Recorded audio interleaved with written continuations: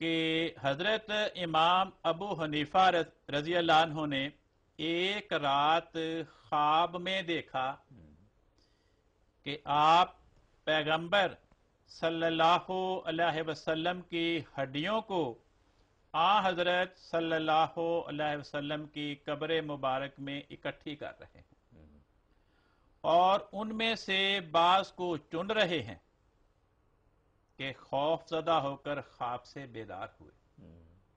کیا خواب دیکھی؟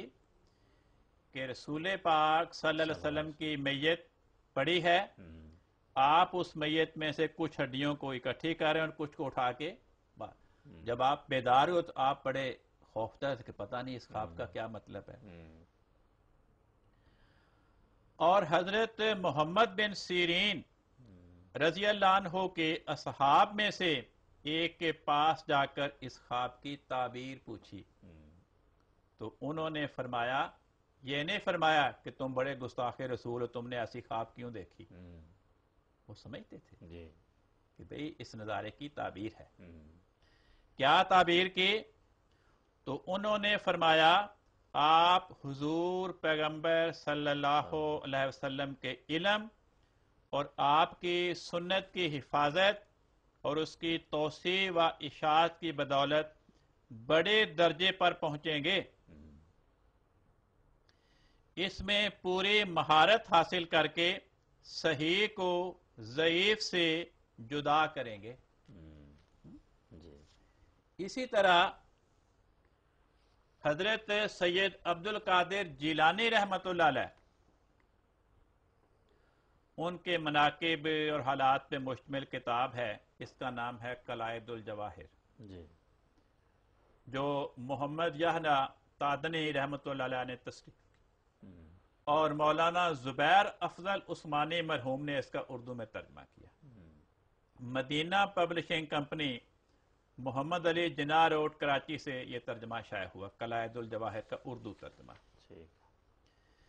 اس کتاب قلائد الجواہر کے اردو ترجمے کے صفحہ 187 پہ لکھا ہے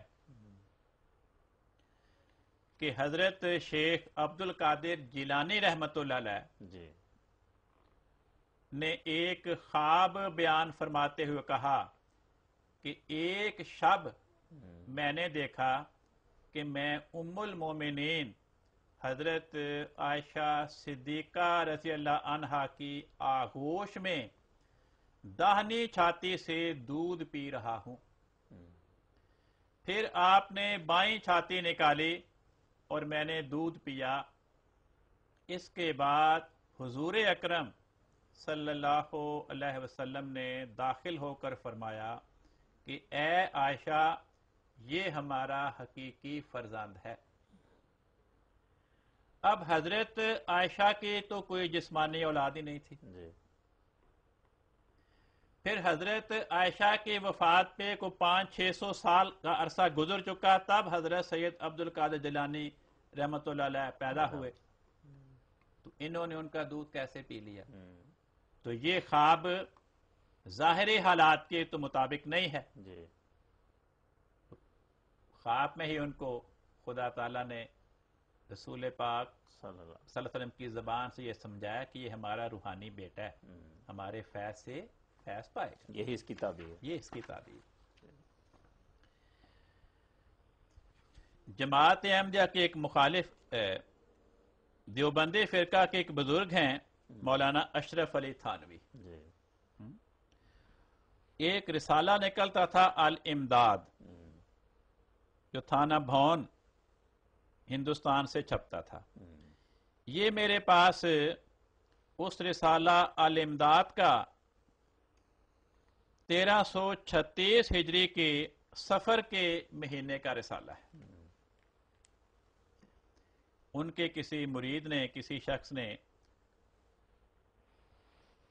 مولوی اشرف علی صاحب تھانوی کو اپنا ایک خواب لکھا، انہوں نے وہ خواب رسالے میں درج کر کے پورے کا پورا نیچے اپنی طرف سے جو اپنا جواب لکھا وہ تعبیر کی۔ وہ خواب سنے، وہ مرید لکھتا ہے، کچھ عرصہ کے بعد خواب دیکھتا ہوں کہ کلمہ شریف لا الہ الا اللہ محمد رسول اللہ پڑھتا ہوں، لیکن محمد رسول اللہ کی جگہ حضور کا نام لیتا ہوں۔ حضور سے مراد کون؟ مولانا اشرف علی تھانوی۔ یعنی کلمہ میں کیا پڑھ رہا ہوں خواب میں؟ لا الہ الا اللہ اشرف علی رسول اللہ۔ اتنے میں دل کے اندر خیال پیدا ہوا کہ تجھ سے غلطی ہوئی کلمہ شریف کے پڑھنے میں، اس کو صحیح پڑھنا چاہیے۔ اس خیال سے دوبارہ کلمہ شریف پڑھتا ہوں۔ دل پر تو یہ ہے کہ صحیح پڑھا جاوے، لیکن زبان سے بے ساختہ بجائے رسول اللہ صلی اللہ علیہ وسلم کے نام کے اشرف علی نکل جاتا ہے۔ حالانکہ مجھ کو اس بات کا علم ہے کہ اس طرح درست نہیں، لیکن بے اختیار زبان سے یہی نکلتا ہے۔ 2-3 بار جب یہی صورت ہوئی تو حضور کو اپنے سامنے دیکھتا ہوں، یعنی اشرف علی صاحب تھانوی کو، اور بھی چند شخص حضور کے پاس تھے، لیکن اتنے میں میری یہ حالت ہو گئی کہ میں کھڑا کھڑا بوجہ اس کی کرکت طاری ہو گئی، زمین پر گر گیا اور نہایت زور کے ساتھ ایک چیخ ماری، اور مجھ کو معلوم ہوتا تھا کہ میرے اندر کوئی طاقت باقی نہیں رہی۔ اتنے میں بندہ خواب سے بیدار ہو گیا، لیکن بدن میں بدستور بے حسی تھی اور وہ اثر ناطاقتی بدستور تھا، لیکن حالت خواب اور بیداری میں حضور کا ہی خیال تھا۔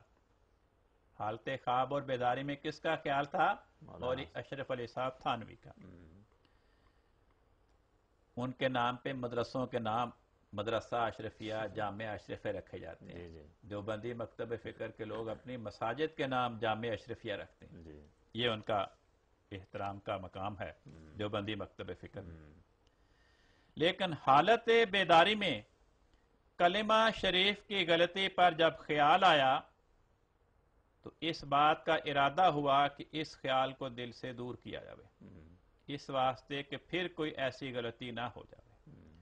بئی خیال بندہ بیٹھ گیا اور پھر دوسرے کروٹ لیٹ کر کلمہ شریف کی غلطی کے تدارک میں رسول اللہ صلی اللہ علیہ وسلم پر درود شریف پڑھتا ہوں۔ یہ بیداری کی بات آگے، لیکن پھر بھی یہ کہتا ہوں اللہم صلی علی سیدنا و نبینا و مولانا اشرف علی۔ حالانکہ اب بیدار ہوں، خواب نہیں، پہلی خواب تھی، اب یہ بیداری کی بات ہے، لیکن بے اختیار ہوں، مجبور ہوں، زبان اپنے قابو میں نہیں۔ اس روز ایسا ہی کچھ خیال رہا تو دوسرے روز بیداری میں رکت رہی، خوب رویا۔ اور بھی بہت سے وجوہات ہیں جو حضور کے ساتھ باعث محبت ہیں، کہاں تک عرض کروں۔ یہ ان کی خواب کا واقعہ اور بیداری کا واقعہ، اس کو رسالے میں درج کیا گیا صفحہ 35 پہ۔ اس خواب اور بیداری کے واقعہ کو درج کرنے کے بعد، حالانکہ یہ ظاہری حالات کے تو خلاف ہے، کلمہ تو لا الہ الا اللہ محمد رسول اللہ ہے، لا الہ الا اللہ اشرف علی رسول اللہ کلمہ نہیں ہے، تو مولوی اشرف علی صاحب تھانوی اس کا جواب یہ نہیں دیتے کہ تم جھوٹ بول رہے ہو، کلمہ تو ایسے نہیں ہے۔ کیا جواب دیتے ہیں؟ اس واقعہ میں تسلی تھی، یعنی واقعہ درست ہے، سچا ہے، برحق ہے، اس کی تعبیر کیا ہے؟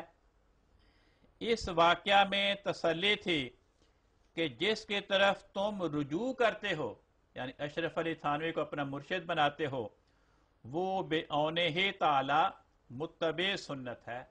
کہتے ہیں وہ اللہ تعالیٰ کی مدد کے نتیجے میں سنت رسول کا پیروکار ہے۔ یہ جواب انہوں نے کب دیا؟ 24 شوال 1335 ہجری۔ اب دیکھیں ڈیرہ غازی خان میں تونسا شریف بہت بڑی گدی ہے، وہاں ایک بزرگ میں حضرت خواجہ سلیمان